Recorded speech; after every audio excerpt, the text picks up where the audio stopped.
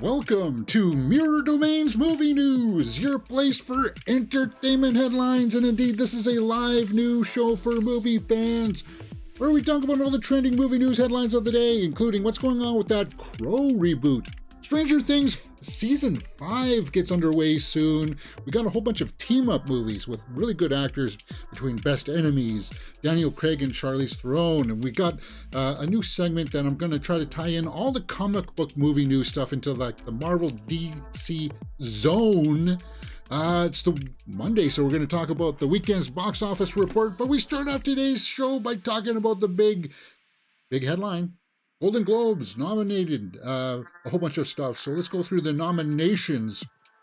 I know that some people out there be like, they have to go through their diatribes. I don't care about the Golden Globes. I don't care. And here's why, because there's only 80 people that nominated and whatever. It's the Hollywood, it's like the foreign press, whatever. Guys, it's the start of the award season for next year. They're going to try to make it come back and make it a little bit more relevant. I just put all that political BS behind and just try to look at, hey, you're here to see who the nominees are, and you don't want to hear me ranting like this, so let's get to it. Let's see what's nominated for Best Picture Drama. Anatomy of a Fall, Killers of the Flower Moon, Maestro, Oppenheimer, Past Lives, and Zone of Interest. Maestro comes out on Netflix pretty soon here, and we will, at least I'll review it. I don't know if I'll watch it, because it's kind of like a slower drama, unless there's an audience for it. I think, I do want to see it, because I hear that the performances are pretty good. I hear conflicted things about the actual story. I still need to see Anatomy of a Fall, a French film about a woman who gets accused of killing her husband. Killers of the Flower Moon, that's an obvious one. Oppenheimer, I think, is going to win with that one. I think it will. Best Motion Picture, Musical, or Comedy. Air, that'll please some people out there. I'm looking at you, Harloff. American Fiction, I want to see that. That comes out in theaters this month. Barbie, The Holdovers, May, December. What? Musical or comedy? May, December is not a comedy. What are they smoking over there? Poor Things is. I'm shocked. I'm dumbfounded by this. This is the first one I'm like, it's about a woman who seduced a grade 7-year-old. A grade 7. Kid in grade 7. And then it's about an actress coming in to play her. I don't see what's so funny about that, Golden Globes. Explain yourself. So then, like here, on the second category, you can just take this and like crumple it up and say, well, we're done. We're done. We're done. What the heck are you doing? The Holdovers. Musical, like the Holdovers is not a comedy either. That's drama. What are you, for God's sakes, it's what just if you don't have enough space, just bump up the number of ones you're going to put under drama. Because Holdovers, May, December would be in drama for sure. 100%. Poor Things I haven't seen yet, but it does have that comical kind of angle to it where she's like a fish out of water, Frankenstein monster comes to try to live in their society and is kind of like, I don't know how to behave kind of thing. I could see that there's some tinge of comedy in there. That's that Emma Stone one. But my God, I'm just like, what the heck are you thinking? May, December is not a comedy. There's no laughs in it whatsoever. It's a serious movie that deals with some really heavy subject matter. For God's sakes, Golden Globes, get your act together. That's disgusting. Absolutely disgusting. Anyway, Best Animated Picture, The Boy and The Heron, which we will be reviewing here in just a few minutes. Elemental, Spider-Man Across the Spider-Verse, Super Mario Bros. Movie, yes. Suzumi, I hear good things about Suzumi. And what? Wish. Oh, God, again, here we go. What are you talking about? Wish has been critically panned. What are you doing? And one of the things that I hear is that the animation is terrible. It's awful. What are you doing, Golden Globes? My God. I'm going to pull my hair out looking at these things. This is nonsensical. Again, this is just one, okay, I'll acquiesce, I'll admit, this is the problem whether you only have like 80 or 90 people voting on these things. This is the problem. For God's sakes.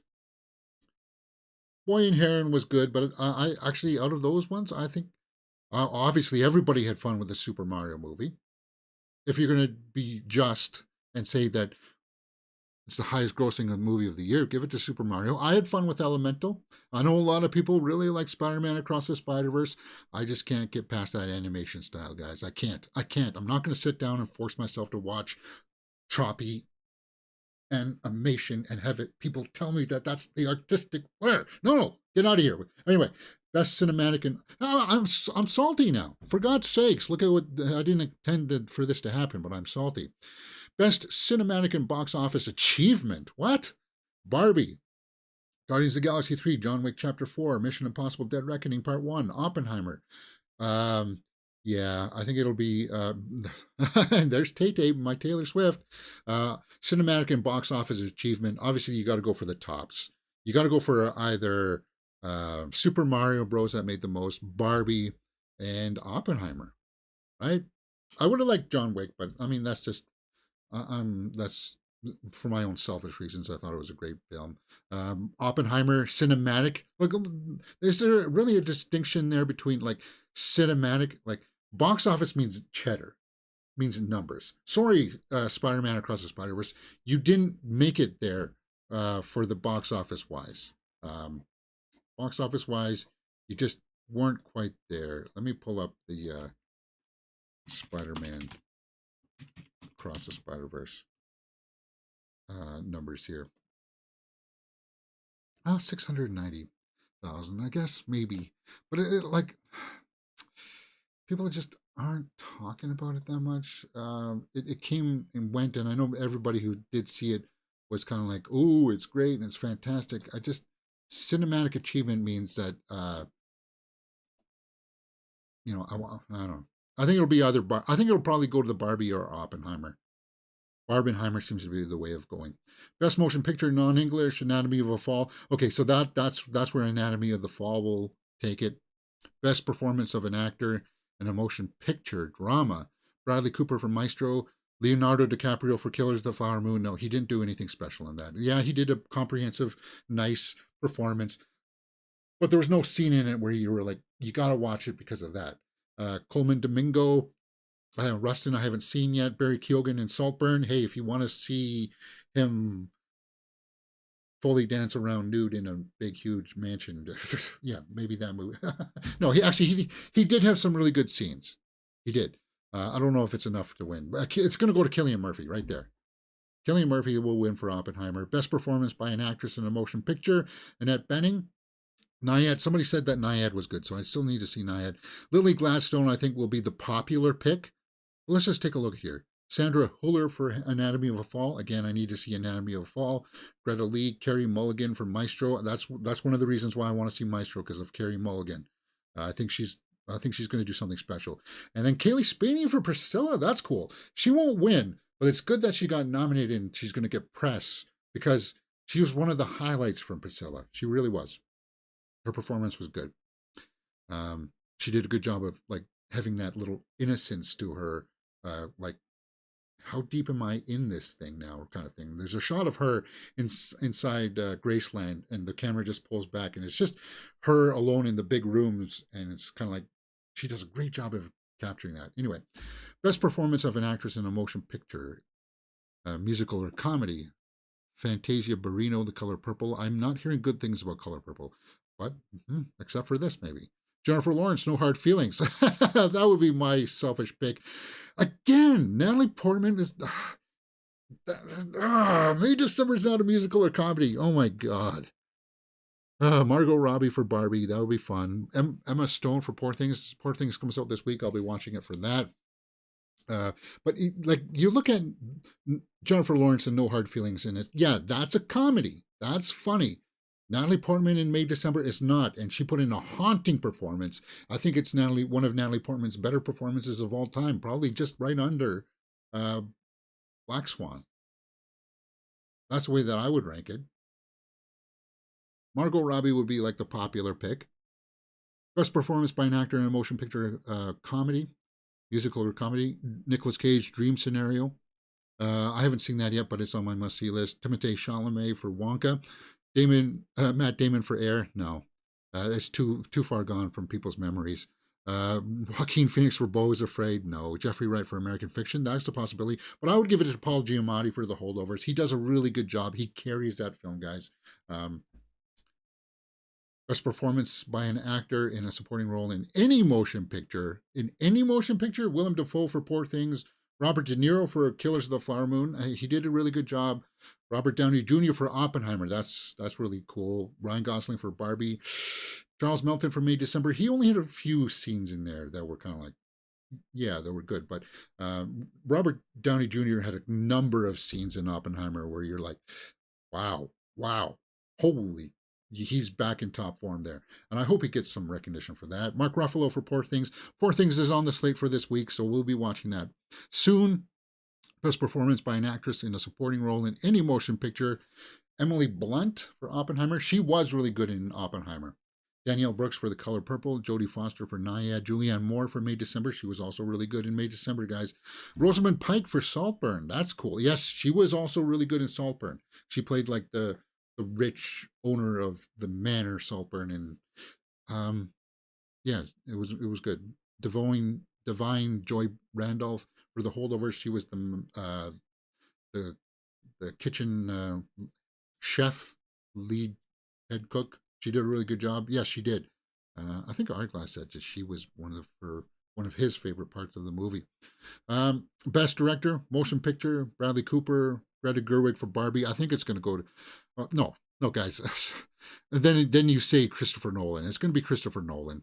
Yorgos Lanthimos for Poor Things, Martin Scorsese for Killers of the Flower Moon. No, that's like a token one. It is. And Celine Song for Past Lives. I haven't seen Past Lives. I don't even know what it's about. What the heck is Past Lives? I've seen it plastered all over the place here. Let's try to get some information.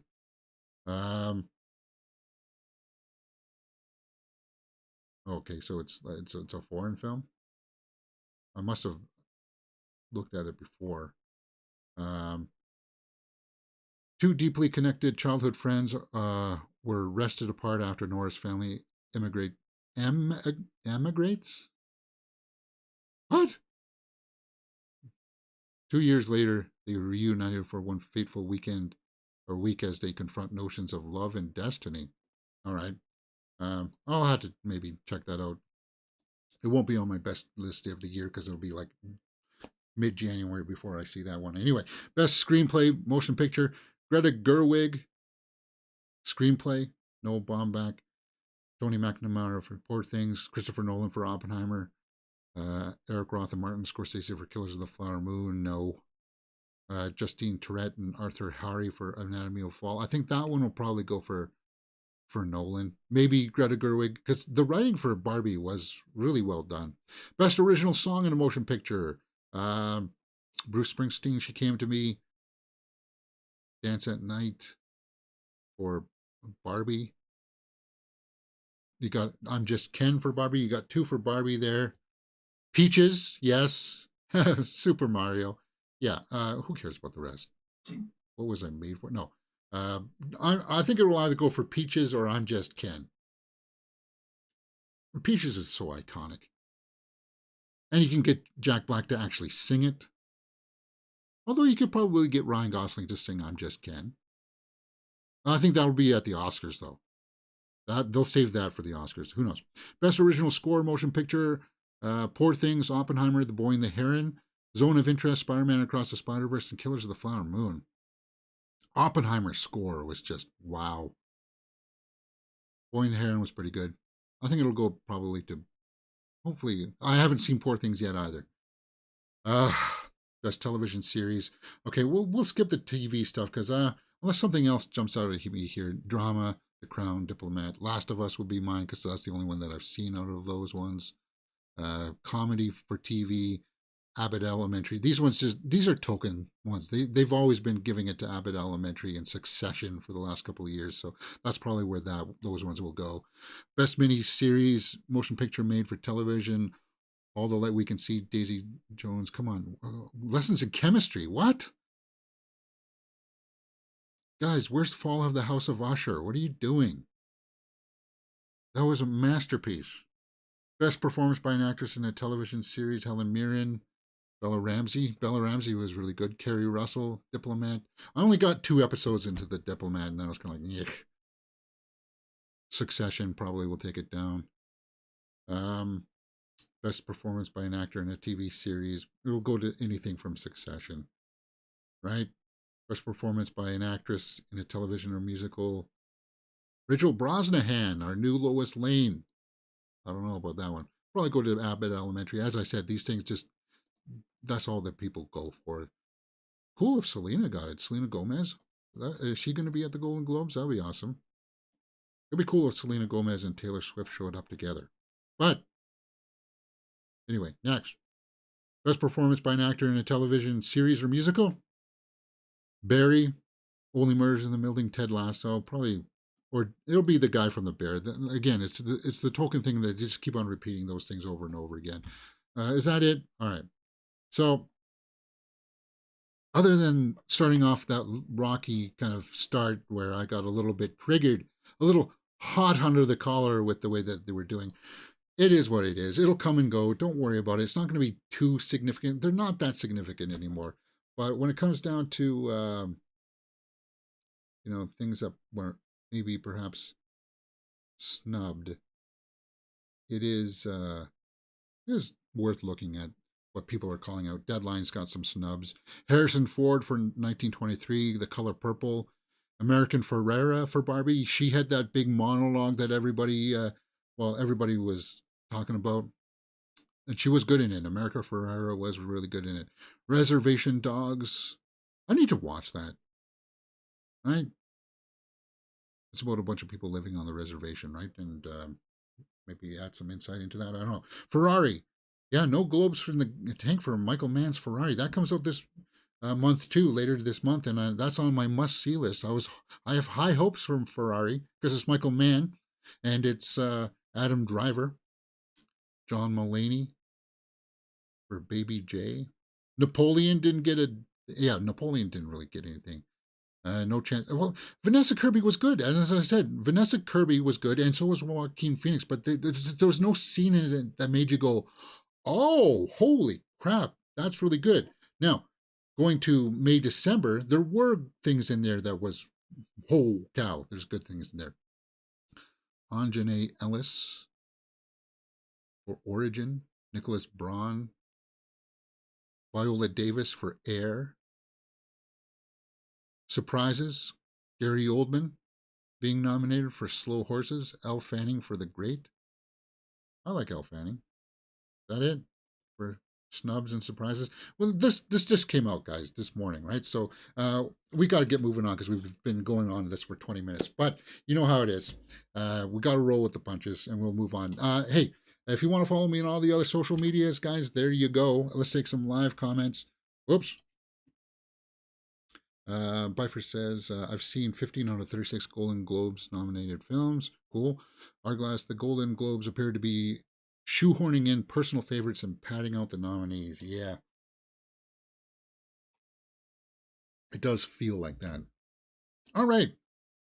Let's get set up. I want to do this movie review first because it'll come into play when we talk about the weekend's box office. So let me get this set up. Won't take that long, guys. Shouldn't take that long. All right. Take out the YouTube chat, James. And we are underway.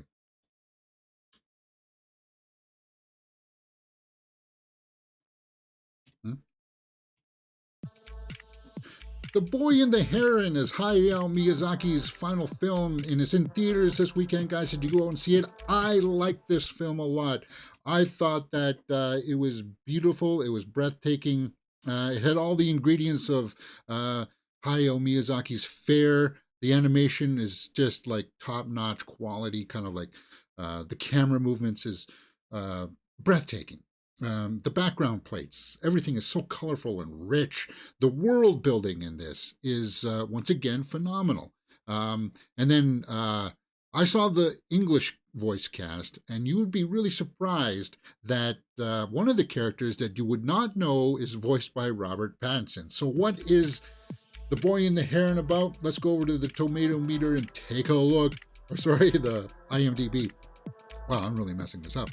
A boy named Mahito, yearning for his mother's venture into a world. Wow, I'm really messing this up. Maybe I should just restart, James. Maybe I should. Because I botched it, didn't I? You know what? I can do that. I can do that because this is a live show. Hey, it falters from time to time, so that's what we're going to do. Next. The Boy and the Heron is in theaters right now, guys, and here's my quick movie review. I like this film. It's Hayao Miyazaki's final film, The Boy and the Heron, and I gotta tell you, it's breathtaking. The animation is top quality, as always, from Hayao. He does a great job of building out the world and creating a sense of mood with his style that's just rich, full, colorful. The background plates look absolutely great. I saw the English voice cast version of this, so I can only tell you about that kind of stuff. It was really well done voice-wise, and Robert Pattinson does a voice in this that you wouldn't recognize that it was him because it's just so far out there. So what is The Boy and the Heron about? Well, let's go over to the IMDb and just take a look. The synopsis reads, a young boy named Mahito, yearning for his mother, ventures into a world shared by the living and the dead. There, the dead comes to an end and life finds a new beginning, a semi-autobiographical fantasy from the mind of Hayao Miyazaki. Now, yes, I don't know why they're showing a clip there from Spirited Away, but yes, this is, if you like Spirited Away and like that kind of Alice in Wonderland feel, The Boy and the Heron is very much like that. There's like a small passageway, there's doorways that open up, kind of like Matrix style, that lead into different alternate realities. And it has to deal with life and death kind of stuff. The Boy and the Heron was well done, but it's got some issues. And those issues are the running time. It's just about that 2-hour mark, and it takes a long time to get into the story, about 40 minutes actually, because it's a lot of it, as I said, is world building. It's establishing where we are and what's happening to these characters, and if you know that going in, you'll be kind of like, oh, just sit there and watch all of this colorful stuff come together. But if you're like, guys, where's this going? I could totally see that argument as well. So where would I rank this in my score sheet? Let's go over to that right now. Acting, directing, and story out of a possible 2 points each. Cinematography and score out of 1. Now, this is an animated film, so the acting, I haven't seen the Japanese version, guys. We're going by voice talents alone. Dave Bautista's in this, Willem Dafoe, Christian Bale. It's just like, wow. This is some really good voice casting. Florence Pugh does 2 characters in this. It's just like, wow. So I'll give the acting full credits. Directing, once again, the animation style, the execution of it is fairly well done, but it's got some story issues. It's got some pacing issues in there that I gotta knock it down for that, because as cool as it is looking, I have to call it out. Now, the story is fantastical, and as I said, there is that pacing issues in there that maybe on a second viewing I'll be a little bit more relaxed on, but I have to call it for what it is. Cinematography and score, I'm going to give cinematography the full point. I'm going to give cinematography full point because, as I said, those visuals are absolutely breathtaking. Watching him fill out that world, and I felt like at times it was paying homage to all of his works from Princess Mononoke and those war films that he does with all of the planes and stuff. You could see all of his influences kind of crafted into this one. A little bit of Howl's Moving Castle in there. Yeah. Yes, it's a master work. Now, I don't know if it's his best work, but I came out of the theater and I was like, that's some really, really awesome animation. Like Hollywood and Disney, they don't ever, they don't hold a candle to this kind of animation style. I understand that there's the new wave of stuff coming out with Spider-Man Across the Spider-Verse and TMNT Mutant Mayhem, where it's like all choppy kind of stuff. No, this is nice, crisp, smooth stuff, and some of the things when they're running down hallways and stuff, and it's like the motion tracking is just like, how in the heck did they animate all of this stuff? Because it's crisp and it's just like, wow. It's like, this is really cool stuff. So that's the way I felt about it. The score did get nominated for, I think, a Golden Globe or something like that. The score was good, but it was not as memorable as, say, I hate to keep on going back to Princess Mononoke, but Princess Mononoke is my favorite out of his, hands down, because of the soundtrack, because of the voice casting, because of all that it was. It was just awesome. But I know that Spirited Away will be up there for a lot of people too, because I think Boy and the Heron is a little bit more like Spirited Away, about going into an alternate dimension and reality and seeing spirits of trees and vegetables and stuff like that. There's like old ladies in that one as well. And there's old ladies in The Boy and the Heron. So The Boy and the Heron was pretty good. Let's go over to the tomato meter and see what people are saying about it. 96% by critics, 90% by the audience. Wow, I think we're on track or on pace to somewhere get up into that ballpark. Just know that it's a bit long going in, right? If you're a fan of Miyazaki, then this will be for you. If you're a fan of even Christian Bale or Robert Pattinson, you'll want to check this out. Dave Bautista does a great job in this too. So, Gemma Chan, Willem Dafoe, Mark Hamill shows up in this one too. Really well done. So let's see what people are saying. Alonso Duralde says, if The Boy and the Heron does wind up being his farewell to cinema, which it's slated to be, Miyazaki will be leaving behind a beacon of encouragement, a guidepost to remind the world that even when all seems lost, courage and compassion can forge a new path. Okay. Somebody who didn't like it, Wall Street Journal. Wall Street Journal doesn't like a lot of stuff, mainly because they're into business. They're not into. Mainly, the film is a kind of sketchbook for Mr. Miyazaki, fills up with extravagant visual ideas without worrying too much about story structure. Well, yeah, that goes back into what I was saying about it takes a long time to get it actually moving, right? Corey Coleman from Double Toasted, he liked it. The Boy and the Heron is really good, but it's not one of Miyazaki's best.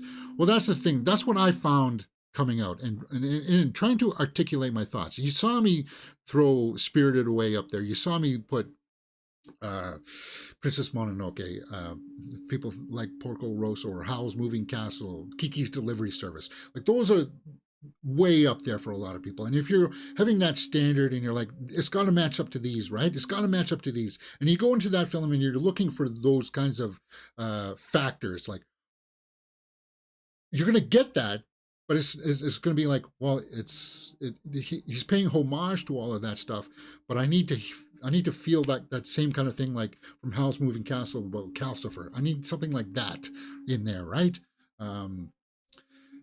And it may not be in there for you, but it's a quality film, and I liked it. So let's try to wrap up this movie score for me and see if I land where everybody else seems to be landing.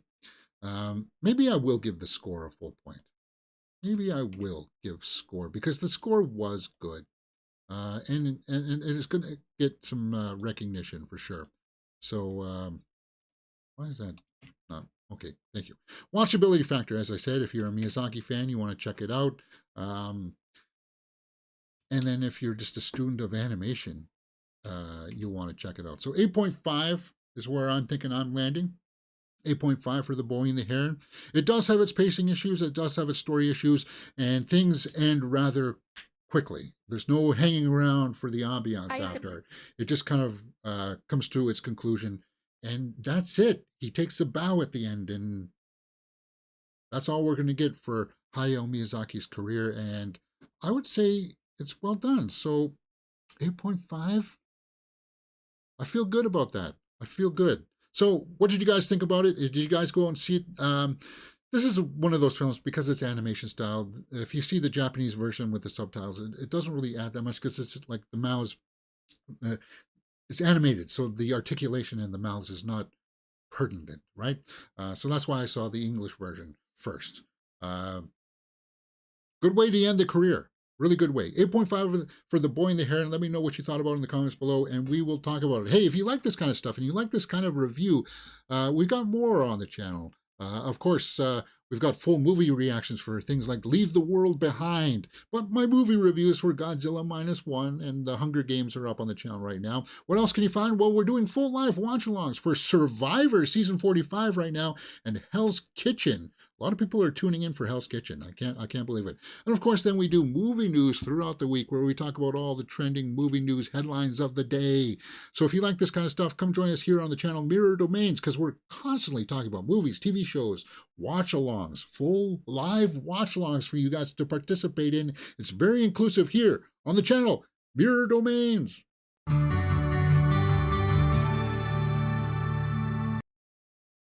All right, let's take some live comments here and address some issues. Bifer says, high energy review. Hopefully that was a better one. Like, I kind of fumbled the ball when I started out. Bifer says, my favorite is Kiki's Delivery Service. Yeah, a lot of the earlier ones are his favorite, because it's kind of like, you never seen animation style like that before, right? You never seen storytelling like that before, and you're like, what? Who is this? It had that kind of like Miyazaki has that appeal throughout his films, and that will still be there for The Boy and the Heron. So it's kind of like, if you've never seen a Miyazaki film before and The Boy and the Heron is like your first introduction, you'd be like, this is really good work. I want to see more from this guy. So it still has that appeal. For me, my favorite is Princess Mononoke, because it deals with animals and spirits, and I just, the majesty of it all, and at the end of the soundtrack, it's just kind of like, it's just wow. All right, so we have been talking about Hayao Miyazaki's The Boy and the Heron. Let's get back into the movie news stuff, because we want to see, where did it fall for this weekend's box office? Well, let's talk about it. It is Monday, December 11th. So let's get into it. Hayao Miyazaki's The Boy and the Heron came in at the #1 spot for the weekend of December 8th to the 10th, which is good, really good. And this will be across all the trades, guys. 12.8 million US opening. And Beyonce's Renaissance film fell a massive 77% in its second weekend, as Poor Things and Origin did rich business overseas, right? Poor Things opens up this week. So with that being said, let's get into the top 5 for this weekend's box office report. The top 5 go: #1, The Boy and the Heron; #2, The Hunger Games, The Ballad of Songbirds and Snakes; #3, Godzilla -1, really awesome; #4, Trolls Band Together; and 5 was Wish, hanging in there, kicking Beyonce out of the top 5. So Beyonce goes from #1 last week out of the top 5. Unbelievable for Beyonce. But let's talk about The Boy and the Heron, because that's the #1 spot, with 12.8 domestically, 84 internationally, and those numbers will be a lot higher in Japan, because well, I mean, Miyazaki's Japanese, and that's where it opened up first. 97 million worldwide. I don't know what the budget for this was. It's animated, and it's kind of like, well, hard to tell, but it's well earned. The Boy and the Heron, I just did my movie review for this, so that's up on the channel. You can go check that out. The Boy and the Heron budget.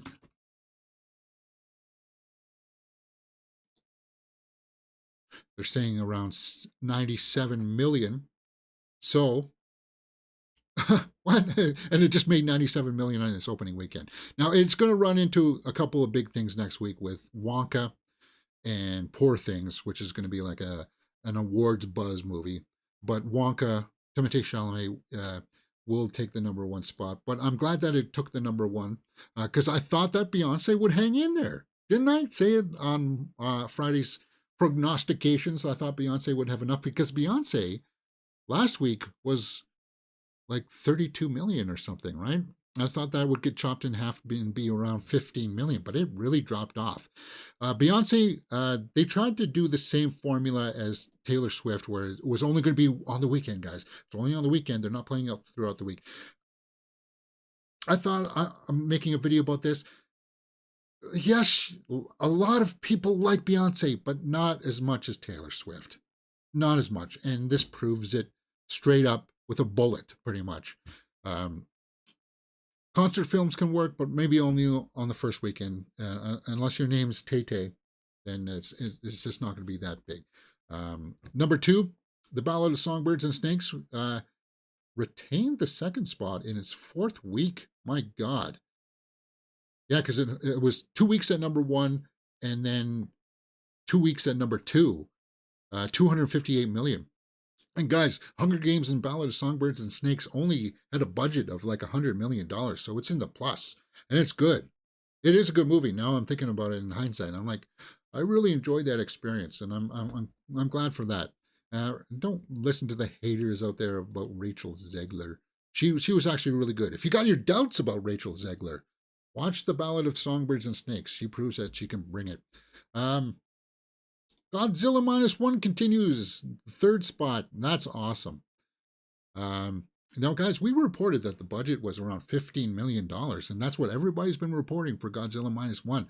But the director was in an interview recently, and he said that it actually could be a little bit lower, like around 10 million. He wished that it was 15 million. But Godzilla -1 domestically 25.3. Internationally 26 for 51.9 million worldwide.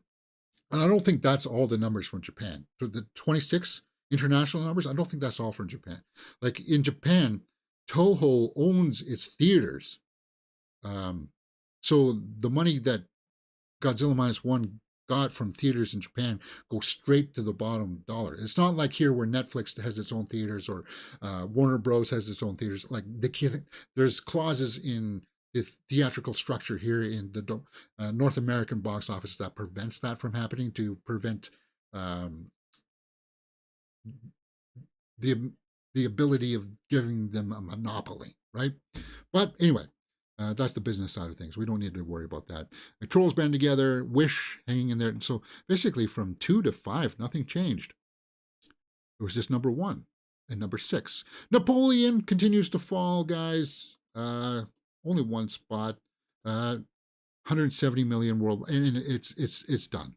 The Golden Globes just got announced. Ridley Scott wasn't nominated. No actors were nominated. It got snubbed. 170 million on a $200 million budget. Napoleon, without a doubt, is one of the year's box office bombs, failures, cinematic failure. Napoleon. I liked it, but it wasn't. I'm not buzzing about it like I am about like Godzilla -1 or anything, right? Or even the Hunger Games. See how I got excited talking about the Hunger Games? Napoleon's just there. Waitress the Musical came out in 1,200 theaters. It was playing near me. I gotta be honest, guys. Musicals are not really my bag.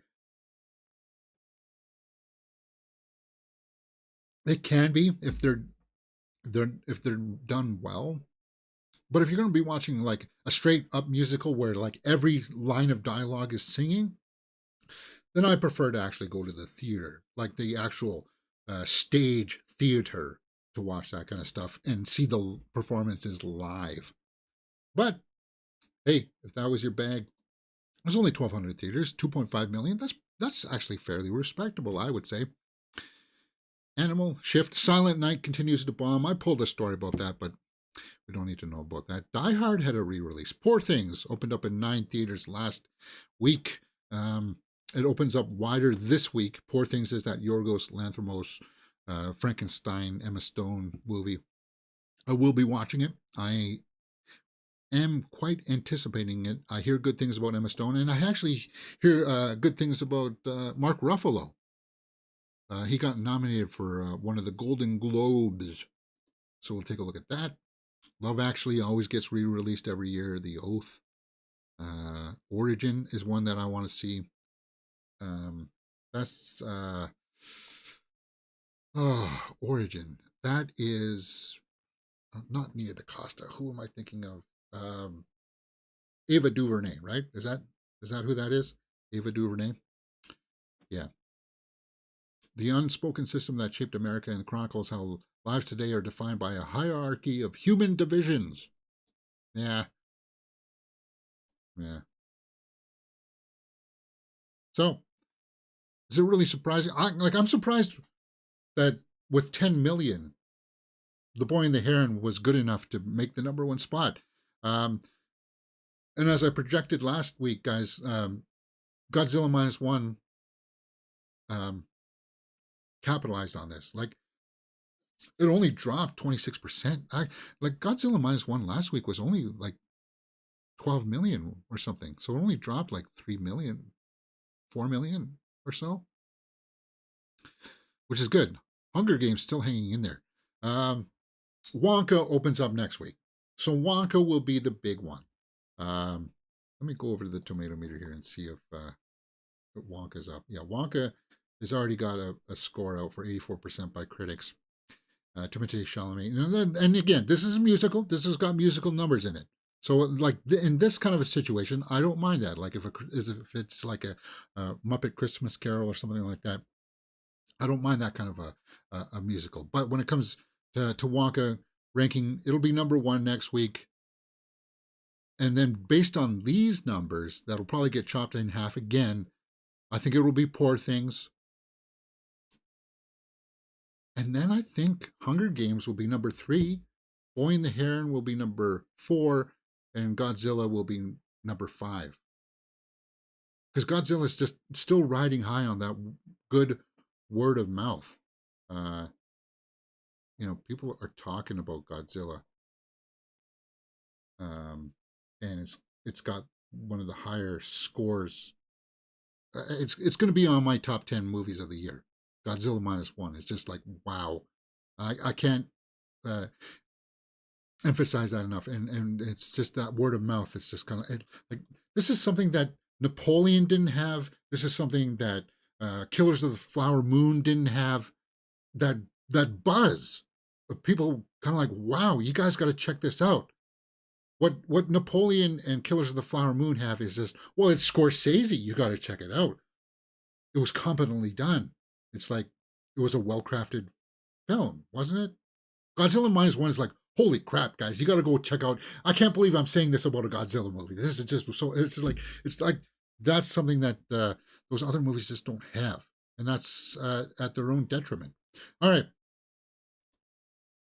Because it's made under that old school mentality of, oh, it's Ridley Scott. Let's give him $200 million. And I think Hollywood, until the old dinosaurs up there in the executive offices die or retire, it'll never go away. That'll never go away until we start learning from cases like Godzilla Minus One, where it's kind of like they were able to achieve that. They were able to achieve all of that for that amount of money. It's breathtaking. It's like, wow. I can't believe that they were able to do that. This train sequence that plays out is like, I watched this clip and Godzilla attacks a city. Like, we've seen that in the trailers, but like the nuance of acting for Godzilla Minus One, like you see these two guys here, right? Let me just turn on the audio for you guys. And it's just like one snap, quick reaction, like half a second reaction, and like you're bought into that world. Yeah, it's like, whoa! It's like that reaction, and it's the cinematography style is just like she turns around and sees Godzilla come into the frame in the reflection. You and you're like the horror in her face. Yeah, there's nothing like that in Killers of the Flower Moon. There's nothing like that in Napoleon. Yes, Napoleon had some good shot fighting sequences, but I can watch these two guys freak out on the train, like going, whoa, over and over again, because it's just, that's what Godzilla Minus One does. It grabs you and hooks you in with little minor things like that they capitalized on. Instead of saying, well, hey, people will come watch me because I'm Ridley Scott. No. No. Anyway, that's just echoing a bigger problem that's going on with Hollywood right now. And I feel like someday maybe I do want to write a video essay about it all, or at least weigh in with my thoughts. I know that there's probably already a lot of stuff out there, but that's just one of the big problems out there with Hollywood. That they just don't seem to understand filmmaking anymore. They've got like this model that worked in the past for like some of the early Marvel MCU films, and then they use that as a template, and they just regurgitated that back to us over and over again. Somebody said something very interesting to me about this. When you have the smaller budget, you have to be creative on how you do things. And that's not what you have with the big Hollywood stuff. Because then they're just like, well, how are we going to do this shot? It's got to be CGI. How much is that going to cost? 40 million. Okay, we'll do it like that. That's not being creative. It's kind of like being creative is like, well, we can achieve it by doing a little bit of rear projection with this. We'll have a small model like this. We can make it for, guys, you got to make that for 20 million or for 20,000. That kind of stuff. Like, you got to think about all these ideas, and it's like Hollywood's not about that anymore. It just seemed to be about, oh, I got this hot property and it's going to work. People will come because it's name recognition. And if you don't understand the property, it's not going to work. Speaking of which, let's move on to the next topic. The Crow reboot that apparently has been cursed from the start. Yeah, this is, again, one of those things where you got to understand what the property is and what made it popular. And from what I'm hearing in all the reports is that they don't understand the property. And I'll be honest with you guys, the report that I heard was that he doesn't put on the makeup until the final shot of the film. And somebody pitched that to the studios and said, this is going to be awesome, and set it apart. And it's kind of like, that's not what, well, if for God's sakes, if the Crow reboot ends with like Bill Skarsgård, a talented actor, he did Pennywise, he's got the ability to transform into the roles, and you're not going to allow him to play with the face makeup on and stuff? I'll pull my hair out. It's like, you are what's wrong, and being cursed. This headline is apt, right? Now, of course, this article goes in to talk about the tragic history of Brandon Lee and stuff. I do want to do a full live watch along with The Crow with you guys. We need to do that. Maybe next year towards Halloween, near Devil's Night, we'll watch The Crow, because it is one of my favorite films because of how dark it is. It deals with intense subject matter, right?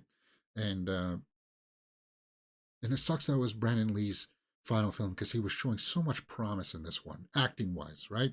There's a few cringeworthy dialogue scenes, but for the most part, you're just enthralled with the world that was built.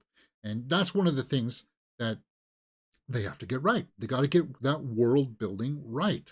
I mean, look at this image. He's got like duct tape around him, and it's just like, how could you not give that to us?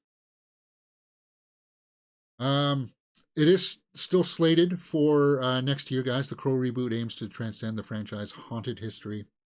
Yeah, this image here. I think my friend Ming had this up on his wall. There's like a big poster that came out of him just like that, and it's like, it's just like, wow. Bill Skarsgård, who plays Eric Draven in the reboot, was only 2 years old when Brandon Lee was killed. Okay, yeah. However, despite the ominous legacy, uh, while audiences underage now appreciate it, yeah, they do. Um, it is done. The film is done. It's all in the can, and it's expected 2024. Um, but as I said, for God's sakes, man, if they do something ridiculous, apparently they're going to go into much more of addiction. He's going to be addicted to. He's going to be the one addicted to stuff, and it's like, well, that's not that. No, guys, what are you doing?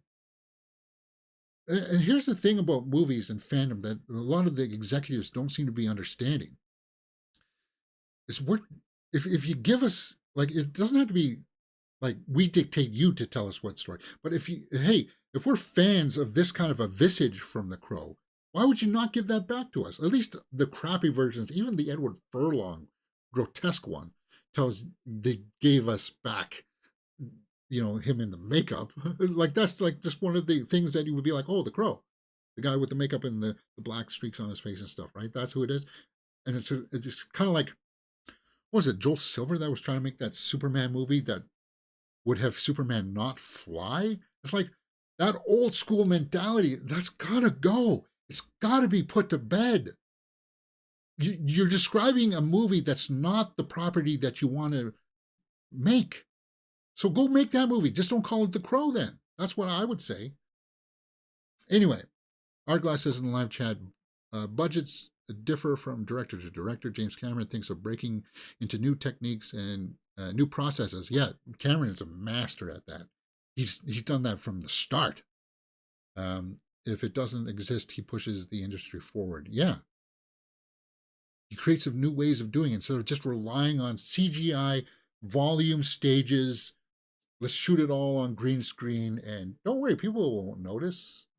Trust me, Marvel, MCU, I'm looking at you. We notice. Arglass says, I don't think anything will touch Brandon Lee's Eric Draven. I'm hoping Bill will give it a good account for himself. I had a huge poster of Brandon Lee walking into the cathedral. Yeah, the imagery from the first is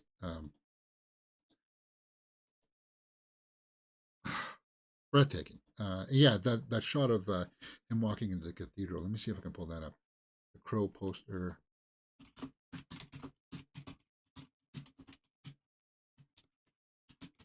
I like the shot of him just after he kills T-Bird, and it's just like the top crane shot of him firing up the.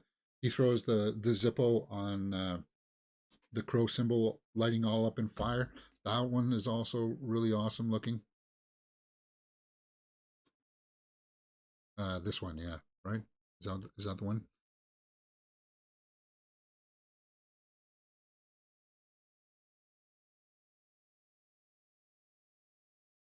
Yeah.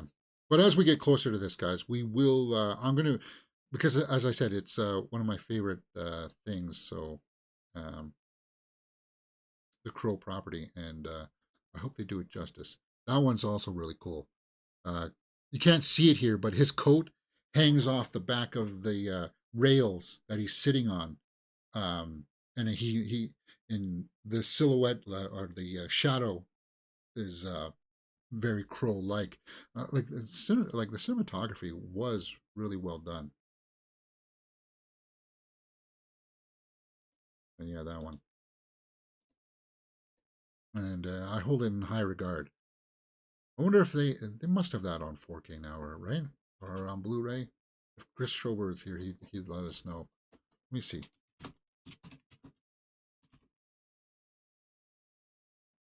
Okay, so they do have something. 4K remaster special edition. That is something that I would like to acquire. To pay my respects, Brandon Lee, and and the quality of the film. But I'll keep my eye on it to see when that gets more confirmation for a release date. But let's move on. Stranger Things season 5 is back under production. We got a production start date for the next season soon, guys, really soon. According to Deadline, Stranger Things season 5 will begin January 5th and January 8th. Are both potential start dates. So, well, the script's been ready for a while. It's just because of the writer strike and the actor strike that things have been just thrown up in the air. This was actually supposed to go in production last year. And it is the final season. And I hope it ends in a big final way. If they get rid of some of the main characters, that's fine. If 11 goes, Millie Bobby Brown won't be losing sleep over that. I think she'll be fine with that. Stranger Things season 4 was a massive success for Netflix, and yes, it was. And it was for us here on the channel too. We did like a 2-day binge here on Mirror Domains where we went through all of the episodes, right? And season 5 will be released in the same way. They'll release like 7 episodes of it at the beginning of the month, and then at the end of the month they'll release the last 2 episodes, right? And that'll be the finale. I'm guessing that all the worlds will be closed off and the Upside Down will be finished, locked off forever, which is why I'm thinking that 11 will probably die. She'll sacrifice herself to close it all up, kind of thing, right? Which they kind of alluded to with season 2, right? But the drama, it's the story factors that picked up, right? The Sadie Sink episode in episode 4 is just, wow. Acting wise, they've become so talented. Indeed, and I look forward to it. So if it's starting up in January, kudos, good for them. What's this? Best of Enemies. Best of Enemies. Let's talk about that. Because it has Bradley Cooper and Christian Bale eyeing a Cold War spy film. Bradley Cooper is going to be riding high because of Maestro. And Maestro is getting a lot of awards buzz. And Christian Bale always brings it, man. Even in voice cast mode, when for The Boy and The Heron, you'd be like, that sounds a little bit like Bale. Is that Bale? Holy crap, that's Christian Bale, isn't it? Wow. Yeah. And then, that shot is from The Pale Blue Eye that we watched this year in January. I still think about that performance. That was a great performance. And that ending, when it's revealed, there's a big revelation at the end, and his reaction to it is just one of my favorite moments of acting throughout the entire year. And Maestro comes out. So 2 talented actors, Cold War spy film. There seems to be a lot of these team-up movies coming out recently. About enemy agents becoming blood brothers. Huh. Enemy agents, kind of like dueling agents, they become blood brothers? Fascinating. Yeah, Maestro, that's Bradley Cooper and Maestro. Yeah, he looks like he's transformed into that, right? So the synopsis of the Best of Enemies novel, or no, this is, the novel. So this is based on the novel. That's a long synopsis, man. In Best of Enemies, 2 espionage cowboys reveal how they became key behind-the-scenes players in solving some of the most celebrated spy stories of the 20th century, including the crucial discovery of the Soviet mole, Robert Hansen. Okay. So they team up and help expose other spies? Well, Bradley Cooper and Christian Bale can pull that off for sure. We know that. Good casting.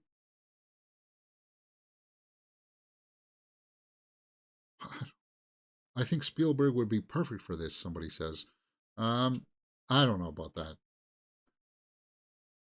Talking about other team-ups, Daniel Craig and Charlize Theron to lead action heist flick for 2 for the Money from Justin Lin. Cool. Well, we know that Justin Lin can handle the action from the Fast and Furious movies, right? Daniel Craig, when is he going to fit this in? Because he's got to have his commitments to Knives Out 3. And you guys know how much I love Charlize, right? She's one of my favorite actresses. She's in my top 5 for sure. Daniel Craig is getting up there as one of my favorite actors too. He's proving that he's a chameleon. He can transform into anything because of the Knives Out films. But if you watch some of the other ones where he's with Adam Driver and Lucky Logan, right? He does something weird in that one too. And then of course he's Bond. He can play the suave Bond kind of thing.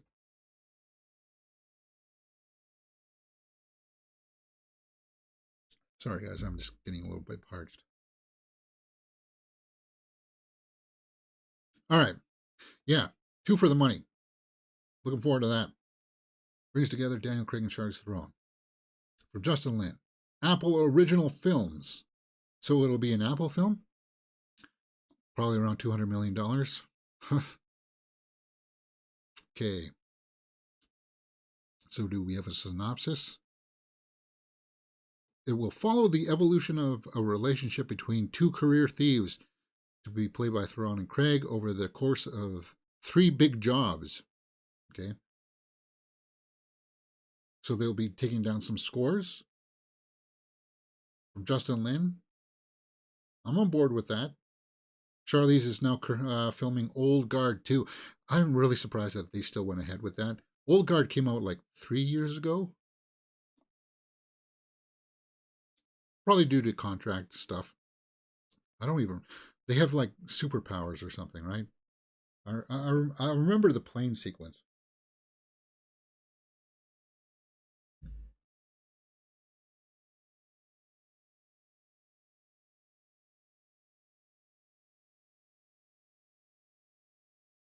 So she'll be on Old Guard 2. She's for Netflix. And then Daniel Craig should have like Knives Out 3. So maybe he'll film this before Knives Out 3? Old Guard are people that live forever. Oh yeah, they're immortals. That's right. Plenty of heist movies on the cards coming out in the next few months. Yeah, heist. That seems to be the motif, right? I'll look forward to it because of the cast. All right, guys, let's move into this Marvel DC zone. We're going way over time today, but that's okay. Just bear with me as I try to muster up my strengths. All right. Marvel Studios Echo gets reactions to brutality in the first 2 episodes of social media. Yeah, I've seen that people have put out social media responses to the first couple episodes of this. I'm hoping that I don't have to watch the rest of Hawkeye to understand what's going to happen with Echo. That they'll introduce the character properly. Not like what the Marvels did, where it's kind of like, oh, there's Miss Marvel and there's Monica Rambeau. I don't know who they are. What are their superpowers? Well, you have to watch the TV stuff beforehand. No, I hope it's not done like that, but it probably will be. I'll be watching it mostly because of Vincent D'Onofrio playing a badass Kingpin. And they've got to get him to Spider-Man. They got to get him to do Spider-Man. Because that'll be like the big show. Yeah, he's cool bouncing off Daredevil every now and then, or even Punisher. That throwdown in the prison with Punisher, wow. Bring back that hard-edged Kingpin, and it looks like that's what Echo will be bringing back. Tom Percival saw the first 2 episodes of Echo and have a lot of thoughts. I think fans of Daredevil are going to love it. It's like Marvel remembered it can be violent and dark. Aliqua Fox is amazing, or Aliqua Cox, sorry, is amazing, although I don't love all the creative decisions, though. Okay, so it's a little bit mixed, right? And it's weird. Hawkeye should be a show that I would like. I watched the first episode because I do like Haley Steinfeld. I like Haley Steinfeld a lot as an actress. It just, the story was just, and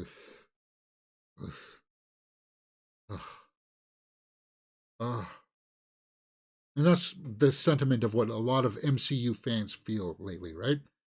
But like, D'Onofrio was born to play Kingpin, it seems like.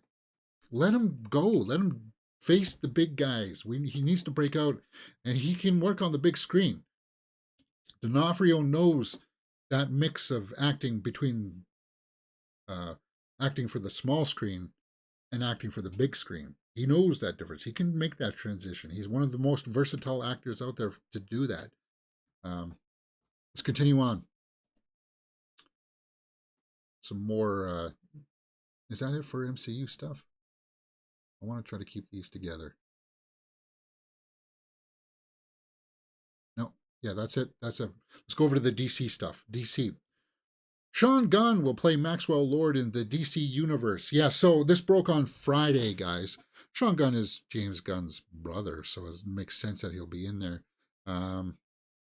Maxwell Lord was played by Pedro Pascal in Wonder Woman 1984. Actually, that was one of the weaker parts of the film. Okay, fine, whatever.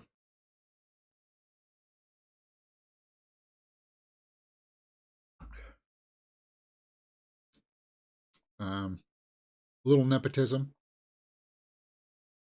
But I'll tell you this, at least Sean Gunn can act.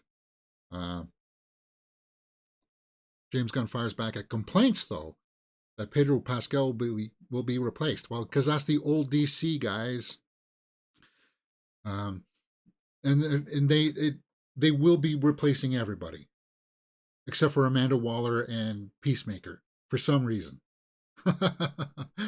I don't get it. Yeah, they need to replace Amanda Waller and Peacemaker too. That's the way I would do it. Just call it Elseworlds, for God's sakes. I don't know why you haven't done it yet. But James Gunn goes to bat for his brother. No surprise there. Sorry that I got to jump through some of these guys. I'm running out of gas here. Those early stories got to me. And I haven't eaten yet in like 20. Yeah. James Gunn won't be paying off Shazam 2's post-credit tease. Had no idea what it was about. What was the post-credit scene for Shazam 2? Rachel Zegler was in that one too, right? Forgot that she was. What was the post-credit scene? I didn't hate Shazam 2. It was just kind of like, same tired formula. Two villains show up, get defeated. Doesn't really progress the story that much.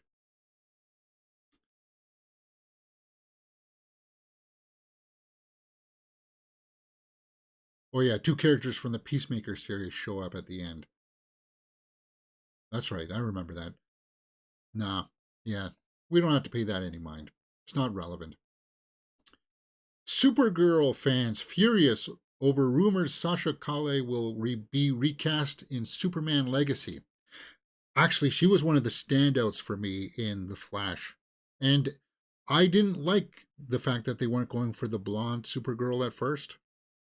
But she won me over. And I was like, I would see, if she was going to be the Supergirl going forward, I would be on board for it. But they kind of, as I said, with the Peacemaker and Amanda Waller stuff, they got to wash their hands of all of it. Reboot it all, guys. And it sucks because there'll be casualties just like this, where Sasha Calle did a great job, but you gotta completely change it all up. That's the way that I feel. Because she did a good job. If the Supergirl recasting on Superman Legacy and Sasha Calle not being in the DCU rumors are true, then I'm upset because she really gave it her all in the little amount of time she had in The Flash. As a Latina, it was amazing being represented in this way. Yeah, well, it happens.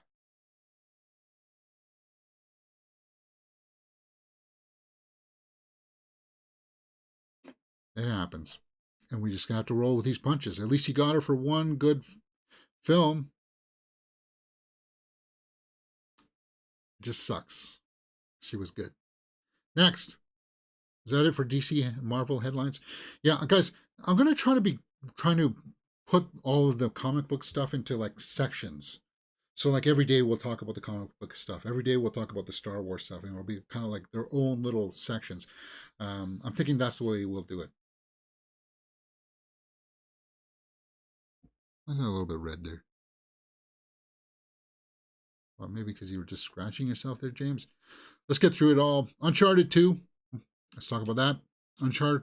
Uncharted 2, Mark Wahlberg reveals key developments for sequel.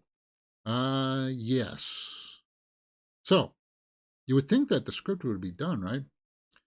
So it's in active development. A screenplay has already been written, which is good, and indicating diverse narrative. Uh, let's just get down to the brass tacks here, guys. Fans were like, that's not really Sully. Where's the mustache? Mark Wahlberg goes on to say that he will have a mustache in this next one. And when I finally got the mustache, people really appreciated it. And it was nice, a nice tag at the end of that film. So if we can make it better than the first, it'll be open to that. But he'll be given, yeah, I've heard lots of different ideas. I know that somebody's written the script. I think they're still working on it. And it would consist of having a mustache throughout the entire film. So we can squash that. Yeah, he'll have a mustache in the next one.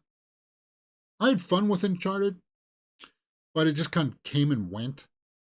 It didn't really resonate. But it was successful, so there'll be another one. Tom Holland needs it because outside of the MCU, Tom Holland isn't really showing that he's got the star power that he does, right? Wahlberg's been there for a while, so we'll see how that turns out. Uncharted 2 is my type of movie you get into a happy meal. Yeah, Pfeiffer says. It was just fun. If they can keep that up, fine. Now, I understand that the video game people out there are like, well, that's nothing like the game. And it's like, well, they got to adapt it somehow. And then when you start to overly think it, yeah, that big underground cavern wouldn't have been, it surely would have been discovered by somebody, right? uh, it's a big popcorn type film. All right.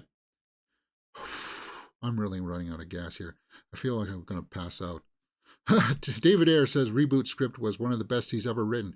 Yeah, they were trying to get a third Scarface reboot. I just recently watched a reaction to Scarface, and I don't know how you can keep it so gritty. Because in today's climate, you'd have to be a hard R, and it would have to be made for a small budget. David Ayer, though, I don't. Let's see what he said. Quote, while talking with Total Film, he said, one of the best scripts I've ever written was my Scarface draft. It gets passed around in Hollywood, underground. It's funny when people talk about the project. It's like it's an air script. No, it's somebody else's. Ah, okay. Luca Guadagnino wound up taking over the Scar reboot with a new script penned by Joel and Ethan Coen. He claimed that his take would be very timely, so they're updating it again, right? Remember, the first Scarface came out like 1930, right? Because a lot of people don't seem to realize that the Pacino version was a reboot, a remake.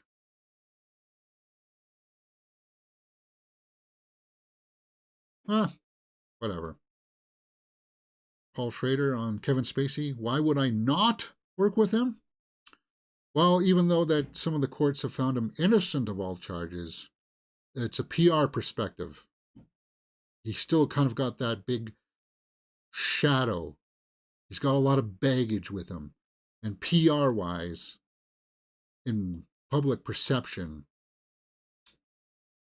Schrader, of course, wrote Usual Suspects, right? I wouldn't be coming out making loud statements like this because you're going to bat for him. Right now is not the right time. Is that the only? Okay. There was this big article about Leave the World Behind that I was going to tie in to try to help boost traffic towards people watching the full reaction that we did on Friday for it.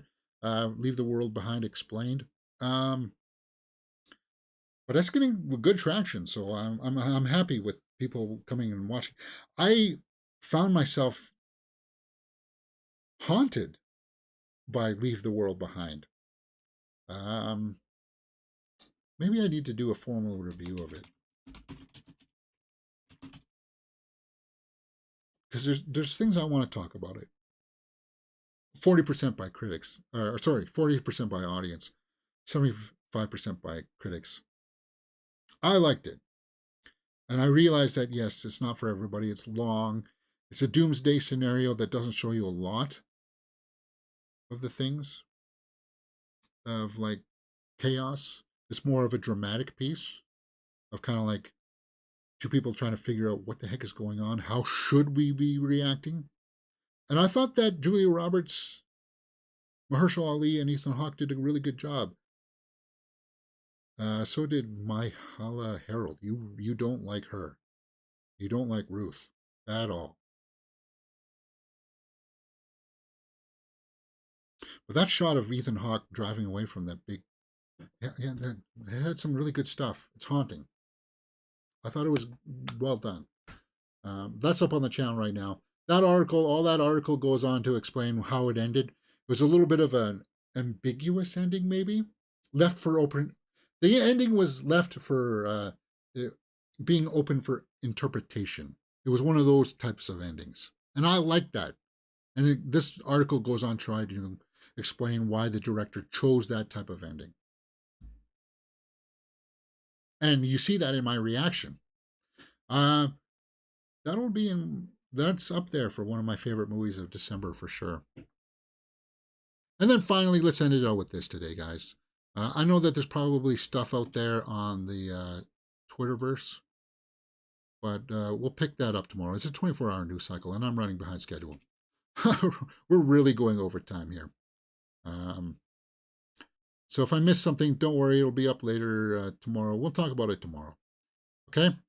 Let's end it out by talking about the worst films of 2023 poll up on Joe below.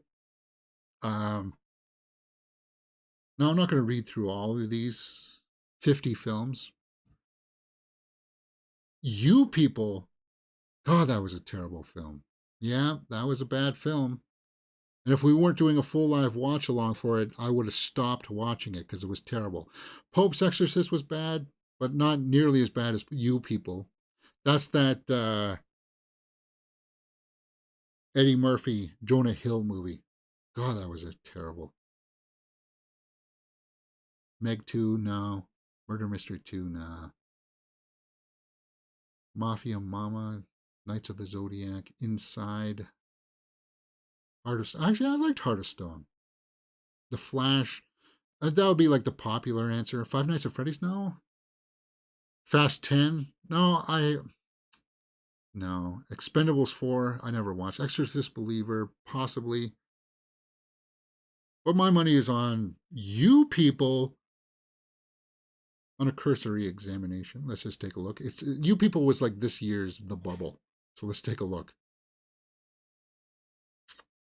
And the winner is The Flash. As I said, it's the popular thing. It'll be on this type of poll. It's because The Flash, because it was popular, is the movie that most people saw. I don't think most people saw You People. And then it's Exorcist Believer. Again, Exorcist Believer, not understanding the property, not understanding what made it popular.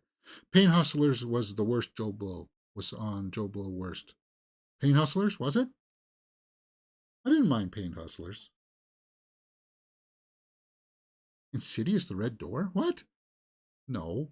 That was one of the still think it is the highest grossing horror movie of the year.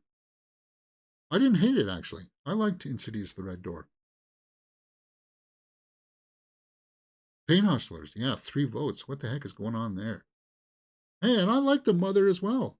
That's that J-Lo film that we watched. So where is You People? Did I miss it? You People, 38 votes, so it's up there. Why is Five Nights at Freddy's up there? I don't get it. A lot of people like Five Nights at Freddy's, and they liked it enough that there's going to be a sequel, guys. So there you go. All right, guys, we've gone really far over time. Let me know what you thought about some of these stories in the comments below. and we'll talk about it. Join us tomorrow. We'll be back. And as I said, schedules will be floating a little bit for the next, till the end of the year, because of I'm working part-time hours some now. So we'll see how that goes. All right, guys, hit the thumbs up button, subscribe, and I'll see you next time. Enjoy the rest of your day. You're watching Mirror Domains.